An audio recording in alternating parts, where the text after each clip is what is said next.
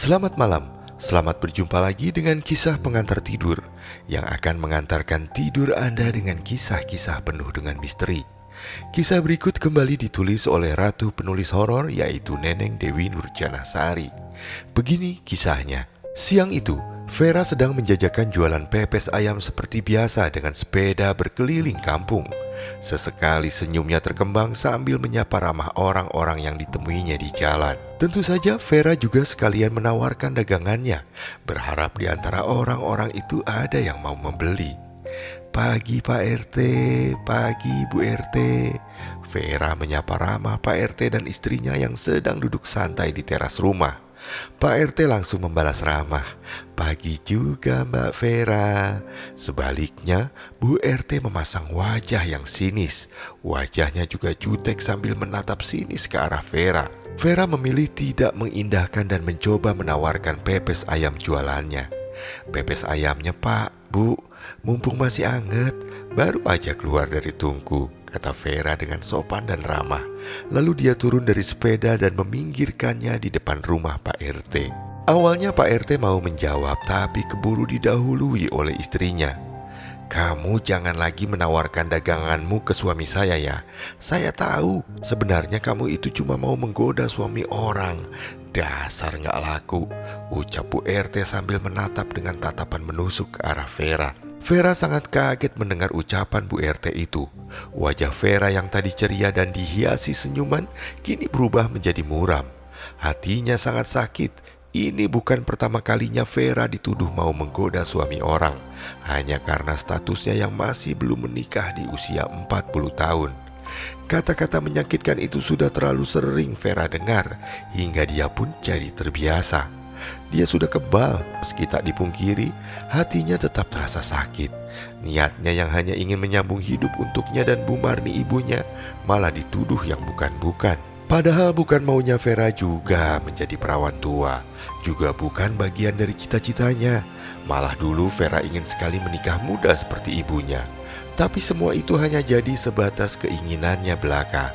Sampai sekarang belum ada satupun laki-laki yang datang untuk melamarnya. Pasca kejadian pahit yang pernah dialaminya 10 tahun yang lalu. Ya, 10 tahun lalu Vera pernah gagal menikah. Padahal seharusnya hari itu adalah hari paling membahagiakan buatnya. Agung, kekasihnya yang sudah 8 bulan merajut tali kasih dengannya, akhirnya mengajaknya ke pelaminan. Air mata bahagia tak henti-hentinya mengalir di pipi Vera dan juga Bu Marni. Agung merupakan sosok yang baik, sopan dan rajin ibadah. Adalah gambaran ideal calon suami idaman Vera sejak lama. Makanya Vera tidak menolak diajak ke hubungan yang lebih serius olehnya. Justru Bu Marni ikut mendukung penuh, karena hal tersebut merupakan bukti keseriusan Agung pada putri semata wayangnya itu. Sayangnya kenyataan malah berbanding terbalik dengan harapan Bu Marni dan juga Vera. Laki-laki perantau dari Sumatera yang waktu itu telah resmi melamar Vera, ternyata diam-diam telah punya anak istri di kampungnya. Semua itu baru terkuak saat berlangsungnya ijab kabul. Tiba-tiba istri dan anaknya mendadak muncul dan memaki-maki Vera sebagai seorang pelakor. Nama baik keluarga Bu Marni pun tercoreng. Gagalnya pernikahan tersebut meninggalkan trauma cukup dalam bagi Vera. Selama berbulan-bulan Vera hanya mengurung diri di kamarnya sambil meratapi nasibnya yang malang. Vera merasa malu di depan warga. Nama baiknya hancur karena segelintir warga mencapnya sebagai pelakor. Warga tidak mau tahu meski Vera juga sebenarnya korban kebohongan dari Agung. Agung begitu pintar menyembunyikan statusnya selama menjalin hubungan dengan Vera. Ditambah penampilan sehari-hari Agung yang agamis, sama sekali tidak mencerminkan bila Agung merupakan laki-laki. Buaya darat, buset. Waktu itu Agung hanya tertunduk sambil sekali-kali minta maaf pada Vera dan keluarga besar Bu Marni. Agung berkilah benar-benar mencintai Vera dan serius untuk menikahinya. Di antara derayan air mata yang tak henti-hentinya mengalir, Vera menampar pipi Agung dengan keras. Plak! Sambil diiringi sebuah lagu, "Lihatlah tanda merah di pipi." Tak lama setelah menampar Agung, Vera langsung jatuh pingsan. Vera benar-benar tak sanggup menerima kenyataan pahit yang ada di depannya. Bu Marni dan beberapa orang kerabat mereka spontan membopong tubuh Vera yang masih terbalut pakaian pengantin itu ke dalam kamar pengantin.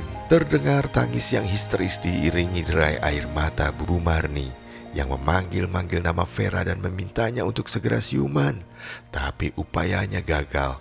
Vera masih juga belum siuman. Saking kerasnya tamparan Vera, pipi kanan Agung sampai menyisakan tanda merah seperti di dalam lagunya Betharia Sonata. Tapi Agung tidak membalas. Agung kembali tertunduk. Tadinya Agung hendak menyusul Vera ke kamarnya. Agung merasa sangat bersalah telah membuat Vera menjadi pingsan. Tapi Agung hanya bisa pasrah saat istri dan anaknya menarik paksa tangannya. Lalu mereka pergi meninggalkan suasana riuh acara pernikahan yang berakhir nestapa itu. Sebuah pesta pernikahan yang membuahkan aib bagi Vera, Bu Marni dan juga keluarga besar mereka di kampung. Bukan hanya Vera yang batinnya jadi merasa sangat terluka akibat ulah Agung.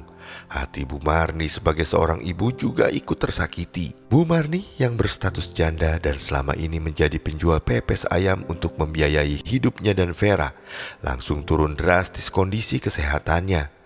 Bu Marni terpleset jatuh di kamar mandi. Vera yang khawatir segera membawa sang ibu ke rumah sakit terdekat dan berdasarkan diagnosa dokter, Bu Marni menderita stroke ringan. Berbekal sedikit tabungannya, Vera membawa Bu Marni berobat kemana-mana. Mulai dari klinik sampai pengobatan alternatif mereka datangi. Namun hasilnya tetap nihil. Kondisi Bu Marni bukannya semakin membaik, malah menjadi makin memburuk. Kini Bu Marni jadi tak bisa menggerakkan sebagian anggota tubuhnya. Sampai akhirnya Vera hanya bisa pasrah. Vera hanya bisa merawat Bu Marni seadanya, semampunya dia karena dia sudah tak punya lagi biaya untuk membayar pengobatan Bu Marni. Vera yang sayang sekali pada Bu Marni tak mau semakin menambah beban pikiran ibunya itu. Vera mencoba bangkit dari keterpurukan. Kini Vera lah yang menggantikan sang ibu. Dia menjual pepes ayam keliling kampung. Vera tak mau menggantungkan hidup dari belas kasihan kerabatnya. Vera juga tidak mau terus-terusan dikasihani oleh mereka atas kegagalan pernikahannya dengan Agung. Vera telah ikhlas, mungkin Agung memang bukan jodohnya. Vera yakin suatu hari nanti Tuhan akan menghadirkan jodoh yang lebih baik untuknya. Tapi sayangnya seiring bertambahnya usia Vera, tak satu pun laki-laki hadir dalam hidupnya, apalagi mengajaknya menikah. Hingga di usianya yang memasuki 40 tahun, Vera telah pesimis untuk bisa mendapatkan jodoh. Apalagi di kampungnya perempuan di rentang usia segitu akan dilabeli sebagai perawan tua. Vera sangat sedih melihat kondisi ibunya yang tidak juga sembuh. Lebih sedih lagi karena Vera merasa belum bisa membahagiakan Bu Marni di usia tuanya. Tapi Bu Marni dengan suara terbata-bata selalu mencoba membesarkan hati Vera. Jangan berputus asa, nak. Rezeki, jodoh, dan maut itu kan rahasianya Tuhan. Kamu jangan berkecil hati.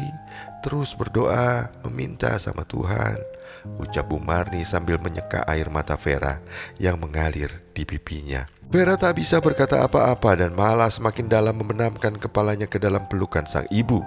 Bu Marni yang bisa merasakan derita batin sang putri, tangan keriputnya mulai mengusap-ngusap rambut Vera dengan penuh kasih. Akhirnya ibu dan anak itu pun sama-sama menangis sambil saling berpelukan penuh haru. Kamar Bu Marni jadi saksi bisu kesedihan mereka berdua. Sementara itu Pardi, seorang preman yang suka memalak para pedagang di pasar dan mabuk-mabukan dengan rekan-rekannya di pos ronda, siang itu melihat Vera yang sedang kesusahan memasang rantai sepedanya yang copot di pinggir jalan. Meski Vera merupakan seorang perawan tua, tapi pesona kecantikannya tak kalah dengan anak gadis. Pardi diam-diam memendam rasa suka pada Vera. Pardi juga tahu tentang masa lalu Vera yang 10 tahun lalu pernah gagal menikah. Makanya Pardi ingin merebut hati Vera dengan caranya sendiri. Pardi tak peduli meski usia Vera lebih tua 5 tahun darinya. Pardi lalu berjalan mendekati Vera yang masih kesulitan memasang rantai sepedanya yang copot. Dan kemudian dia berjongkok di depan Vera sambil menyapanya ramah. "Rantai sepedanya kenapa, Neng?" Pardi berbasa-basi memulai obrolan. Vera menundukkan kepalanya dan lalu balas tersenyum ke arah Pardi. Meski senyumnya itu sedikit dipaksakan, sejujurnya Vera takut sama Pardi. Vera tahu sepak terjang Pardi sebagai preman pasar di kampungnya. Ini bang, rantainya tiba-tiba copot," Vera menjawab sambil menunjuk ke arah rantai sepeda yang dipegangnya. "Kayaknya kesempatan nih." bisa buat ngambil hati Neng Vera. Gak boleh disia-siain nih, gumam Pardi dalam hati. Seulas senyum penuh rencana terukir di bibirnya. Pardi kemudian menawarkan bantuan. Sini Neng, biar saya bantu, biar cepat selesai. Kebetulan saya tahu sedikit tentang cara menservis sepeda. Ada obeng, ucap Pardi. Gak ada bang. Aduh, gimana ya? Tanpa mencari-cari alat lain, Pardi langsung mengambil rantai sepeda yang copot tersebut dari tangannya. Awalnya Vera merasa tak enak dan sempat menolak takut merepotkan. Tapi Pardi bersikukuh tak merasa direpotkan oleh Vera. Akhirnya Vera hanya bisa pasrah dan kemudian mengucapkan terima kasih pada Pardi sebelum melanjutkan jualan keliling ke kampung tetangga. Dan sejak saat itu Pardi rutin mencegat Vera setiap kali berjualan dan melewati pos ronda. Pardi awalnya hanya modus mau beli pepes ayam jualan Vera, tapi lama-lama Pardi mulai berani mengajak Vera mengobrol. Bahkan Pardi mulai berani menawarkan diri untuk mengantar Vera pulang ke rumah. Pardi beralasan takut ada bapak-bapak gatel yang mengganggunya di jalan atau ibu-ibu posesif yang takut suaminya digoda oleh Vera. Vera tercenung, tak menyangka kenapa laki-laki preman ini begitu perhatian padanya, sampai tahu pula apa yang dia alami selama ini.